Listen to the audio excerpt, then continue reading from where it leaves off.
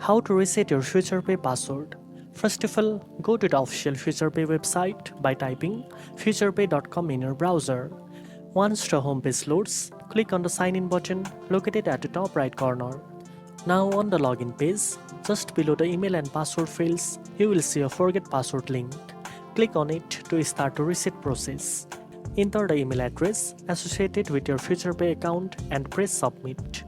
Within a few moments, FuturePay will send you an email with a secure password reset link. Open the email inbox, find the reset message from FuturePay and click the link inside. It will direct you to a page where you can enter your new password. Make sure your new password is strong with a mix of letters, numbers, and symbols for better security. After entering and confirming the new password, hit save or submit and your password will be successfully updated. You can now go back to the login page and sign in with your new credentials.